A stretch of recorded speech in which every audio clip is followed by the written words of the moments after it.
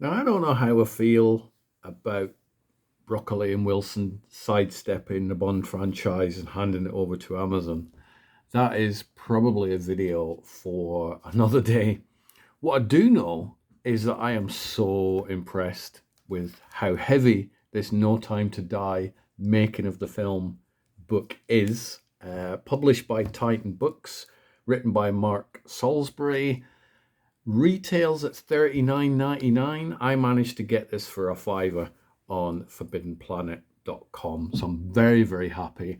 I have held off opening this. It's still in the plastic until I was able to sit down and do this video for you. Now, just to give you some of the specs, say it's published October 2021, US and UK. It is 10.7 inches by 11.88 inches. I would love to have a tape measure here to show you that those sizes are correct, but unfortunately I cannot find my tape measure nor the two rulers that I have. It is 192 pages. It is a standard coffee table size book. So for those of you who may have seen some of the other coffee table books that I've got, there's the Army of the Dead one, and this fits perfectly alongside those. So I do have quite a few Titan coffee table books. This one's signed by Zack Snyder, which is pretty damn cool, isn't it? So the No Time to Die one, unfortunately, isn't signed by anybody, but that's okay. What do you expect for a fiver? But it's still in plastic, and I'm going to open it for you now. So I have not had a look inside this book yet.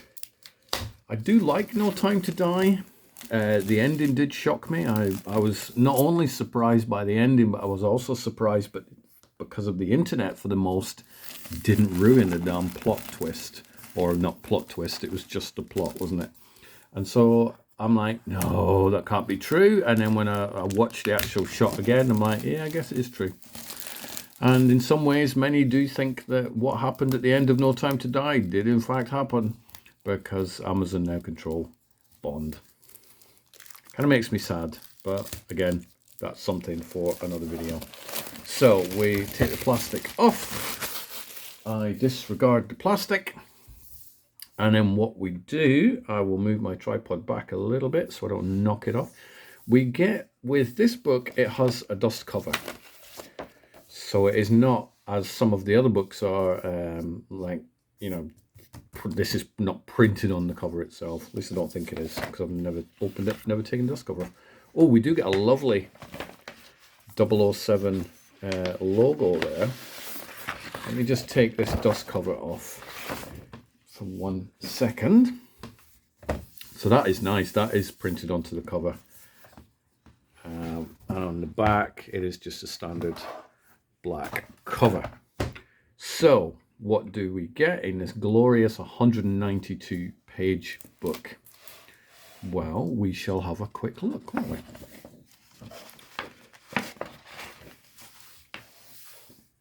So I'm not going to go through every single page because, you know, I want you to go out and buy the book. So we do get a foreword by Michael G. Wilson and Barbara Broccoli on page 6. Thank you, Michael. Thank you, Barbara, for all the Bond movies over the years. And then we get a whole bunch of chapters there. It's obviously self-explanatory, Made in Britain, Old Foe, Stealth Weapon, exactly, you know, epilogue, acknowledgements, and so on. But we want to see what is in this book. Is it more text? Is it more photos? Is the balance of it perfect? So far, we do get a fair chunk of text there. So we're having a look. Try not to knock my tripod off. I'm hoping it isn't one of these books that has, you know, just 2 pages of pictures every 3 pages. So far, it doesn't. So far, it does have a lot of text in this book. What's your thoughts on Daniel Craig as Bond? I knew he would be a good Bond because I'd seen him in Layer Cake and Our Friends in the North and stuff like that. And so I had pure confidence in him. But I know a lot of people got mad and even set up websites. Get a grip. Don't set websites up just because you don't like casting. Never going to change. Nobody's ever going to sack a leading man or a leading woman because you set up a website or sign a petition. Not going to happen. I'm hoping going forward that the Bond movies are still epic, are still events, are still cinematically gorgeous.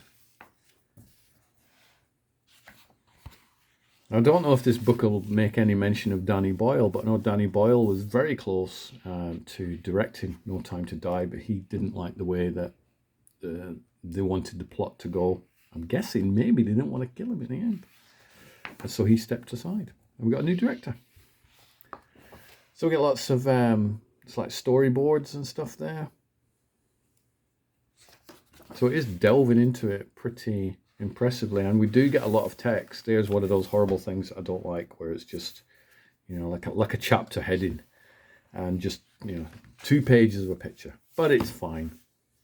Not going to punish the book for that. So far I'm pretty impressed with the balance of the text versus the behind the scenes of the pictures. I mean, this whole chapter is going into the post-credit sequence, isn't it? Or the pre-credit sequence. So it's quite a lot. I'm always impressed with the cameraman. I would love to do a documentary about the day in the life of a cameraman on this type of movie. That would be pretty awesome. And also pretty scary. Yeah, we do. We get a lot of storyboards, a lot of photos, a lot of behind the scenes, showing the camera equipment and how they do some of these shots. So it isn't all just press kit stuff. So you can see all the cameras and whatnot that they used. Always impressive. We get the stunning Italy chase. I am thinking about just doing a complete rewatch of all the Bond movies. I actually did it a couple of years ago. Well, probably about 3 years ago now. I think just in time for No Time to Die to come out. I just watched them all. I have them all on DVD. And so I watched all of those in order. Love them. So I might have to do it again. I did see them all on one of the streaming platforms. It might be ITVX, but I don't want to watch them on streaming. I want to watch my discs because that's why I bought them. Plus, to be fair, the quality is usually better on actual discs as well. So it is a really good look at. It's a 192-page book looking into a single film, a single long film. I don't think we need Bond movies to be near 3 hours anymore, do we? So for those of you who are not only Bond completists, but who are also a fan of just how they put these films together, bit of green screen there, then this is a pretty good book. It's certainly worth the money. So I would highly recommend that you pick these up. And I am a fan of the Titan books, coffee table books. Certainly these bigger ones. I have quite a few of them. I think I've got a Terminator one and an Alien Covenant one, the Army of the Dead, which I showed you a second ago. I have a Rebel Moon one, and now my No Time to Die. They feel really, don't want to say professional. They feel like care and attention has gone into them. I also have a Mad Max Fury Road one, so I forgot about that one. They feel like the care and attention comes off the page. You know, it's a solid book.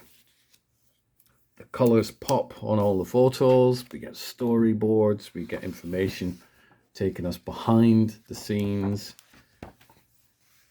And so, I mean, this would probably take you like an entire weekend, I think, to sit and read. But it's a book. It's not designed to be read in an hour and a half and then disregarded. It is designed to not only leave on your coffee table, which I wonder what the first coffee table book ever was. Who knows? But it's designed to be there or to look great on a shelf after you've read it, or for you to just pick up for a few minutes and read a chapter. And I'm not even halfway through this thing yet. This is mind-blowing. So let's have a look at some of these shots. It is a gorgeous looking book. It's a gorgeous looking film, to be fair. I'm always a fan of how the Bond films look. Their cinematography, some of their camera shots. Was it the opening of Spectre, where it was that single opening shot? Great. Then kind of Spectre went a little bit downhill in my opinion, but that's just me. And so here we are getting just, I mean, stunning. Stunning book. So Titan Books have done yet another bang out job. I think this is my first James Bond coffee table book that I've got. It's not my first James Bond book. I have quite a few, but it's my first coffee table one, and probably the last one that Titan Books will do, unless they go back and maybe do one for each of the Bond movies. I would happily buy all of those. Certainly for the same price that I paid for this one. I mean, retail price, $39.99. I think it's worth that. I didn't pay $39.99 for it, but I think if I did, I would still be pretty happy with my purchase. So what do you think? I think it looks great. I don't want to show you every single page because then, you know, you eagle-eyed people could just pause and read all the text. But I think it's a gorgeous looking book. I think it's well made. I think it seems to be well written. I look forward to going back and writing it. I love the fact that there is a James Bond logo, the 007 logo on the front. You know, so obviously we do get the dust cover, but for me, that is pretty impressive. So that is No Time to Die from Titan Books. You can get it from various places, Amazon, Forbidden Planet, or go straight to Titan Books and they may still have it in stock. So what do you think? What did you think of the video? What did you think of the book, more importantly? And now I see why we have dust jackets, because I left it there for about a minute and a half, 2 minutes, 5 minutes, whatever, and it got some dust on it. So I'm going to stop this video and I'm going to pop the dust jacket right back on.